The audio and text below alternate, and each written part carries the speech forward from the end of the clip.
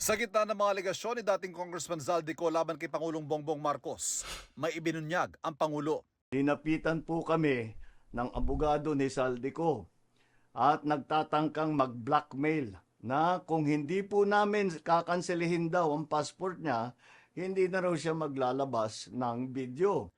Nauna lang sinabi ng ombudsman na hihilingin nila ang pagkakansela ng passport ko. Kasama siya sa mga sinampahan ng kasong malversation of public funds at paglabag sa Anti-Graft and Corrupt Practices Act. Kaugnay na umano'y substandard of flood control project sa Nauhan Oriental Mindoro na itinayo ng kumpanyang SunWest na pag-aari ng pamilya ni Ko. Pagdidiin ng Pangulo. I do not negotiate with criminals. Kahit maglabas ka na ng video ng lahat ng kasinungalingan mo na pag-destabilize sa gobyerno, gusto kong malaman mo, Saldi, makakansela pa rin ang passport mo.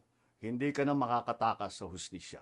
Ang akusasyon maring pinabulaanan ng abogado ni Ko na si Attorney Rui Rondain.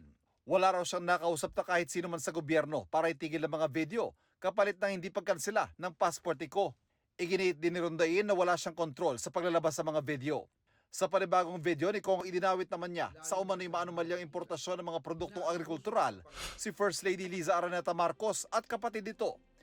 Ipinahinto raw ng First Lady ang investigasyon ng Kamara sa pagmahal ng sibuyas noong 2022. Iba pa ang kita mula sa importasyon ng sibuyas na hawak naman ni Martin Araneta, kapatid ni First Lady Liza Araneta Marcos. Pero hindi po natuloy ang investigasyon. Ang sabi ni Speaker, tinawagan daw siya ni First Lady Liza Marcos at ipinapatigil ang investigasyon. Kontrolado ng kapatid ng First Lady ang importasyon ng sibuyas. Ganito rin anya ang nangyari na imbestigahan din ng Kamara, ang pagmahal ng bigas. Habang iniimbestiga nito, bigla na lang itong pinahinto ni Secretary Kiko Laurel Chu matapos niyang ipakita ang isang confidential report. Nakasaad dito na si First Lady Liza Marcos mismo ang may hawak sa mga rice importers.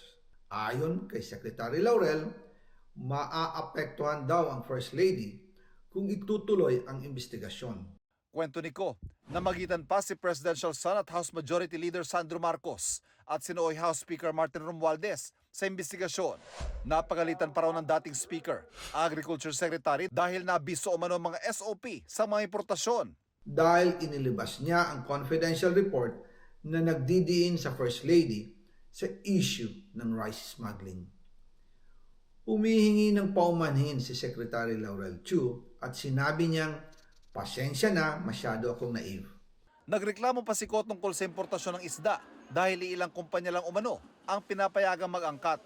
Ang accounting kumpanya na ito lang ang nabibigyang permit to import. Dahil dito kontrolado din ang presyo ng isda at ito din ang dahilan kung bakit mataas ang presyo ng galunggong. Hinihinga pa namin ng tugon ng mag-inang Liza at Sandro Marcos, gayon din si Martin Araneta at si Romualdez, si Chu Laurel. Tinawag na masamang tao si Ko. Gawa-gawang paratang daw ito. Sa pagdinig ng Kamara nitong September 2025, sinabi ng kalihim na si Ko ang namimilit sa kanilang bigyan siya ng import permit. At ang rami kong tinanggal na listahan dahil maraming kalokohan.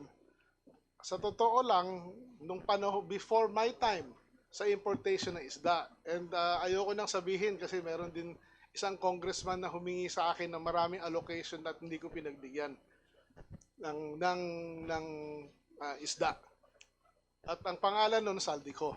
We were being forced at that time to give him 3,000 containers of fish, which I did not agree.